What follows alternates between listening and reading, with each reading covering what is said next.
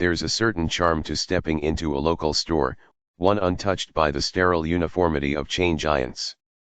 The staff greets you with genuine warmth, not robotic politeness.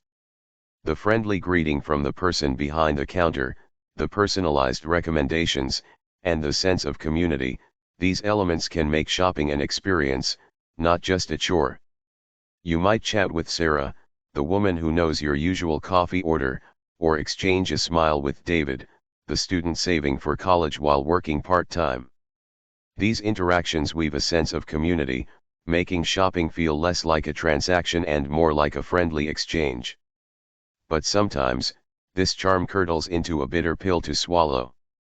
The very things that draw us in, the friendly staff, and the curated selection, are often funded by practices that leave a sour taste in our wallets.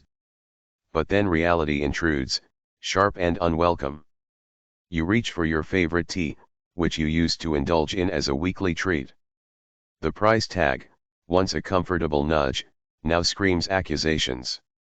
A mental battle ensues. Do you justify the splurge, knowing it might strain your budget?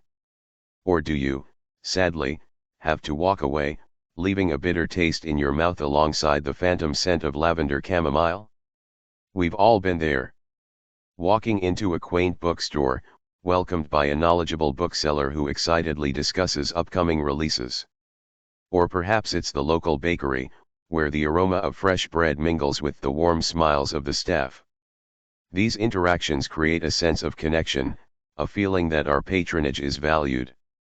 And again, then comes like a cold icy shower, the price tag. A single loaf of bread that could feed a family for a day suddenly feels like a luxury. The book, passionately described moments ago, now requires careful budgeting decisions. The blame, it becomes clear, the disconnect is stark and lies not with the friendly faces behind the counter. The genuine kindness of the staff clashes with the inflated prices, a consequence of corporate greed often far removed from the charming storefront. They, the workers, too, likely struggle with stagnant wages while facing ever-increasing costs of living. The charming bookstore might be struggling to compete with online giants, forced to inflate book prices just to keep the doors open.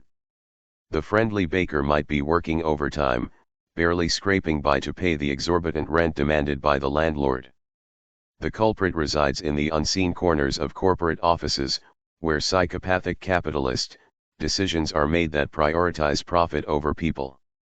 Owners and CEOs, fueled by a relentless pursuit of greed and shareholder value, continuously inflate prices, squeezing relentlessly the margins from both underpaid employees and ever-impoverished customers. This internal conflict isn't just about individual purchases. This conflict between human connection and corporate greed creates a moral dilemma for consumers. It's about the erosion of trust in the very businesses that rely on our patronage.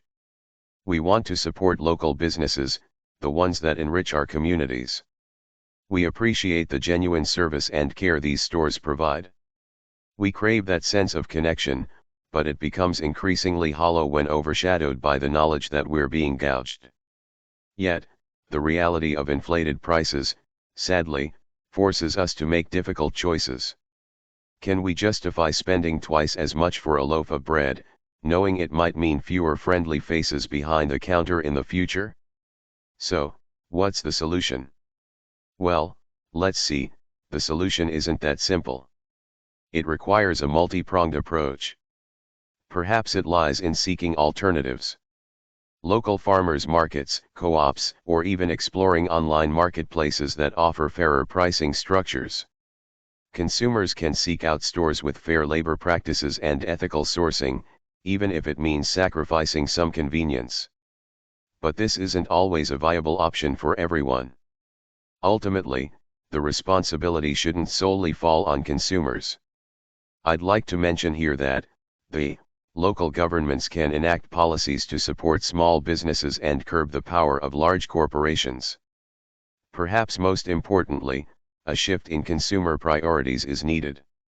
We can choose to value genuine interaction and ethical practices over rock-bottom prices.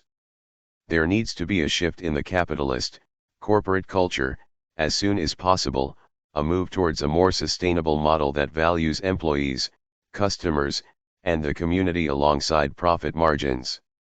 Until then, the charm of the local store will remain a double-edged sword, leaving us with a bittersweet taste in our mouths.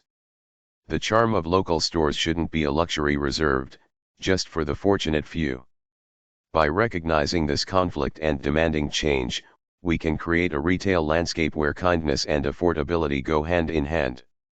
Only then can we truly enjoy the experience of shopping without the bitter aftertaste of that sick, corporate greed. Please, tell me what you think, and how you feel about this issue. Analyze it, brainstorm it, debate it, and if you like it, share it. Thank you for watching. I truly and highly appreciate you, and God bless you.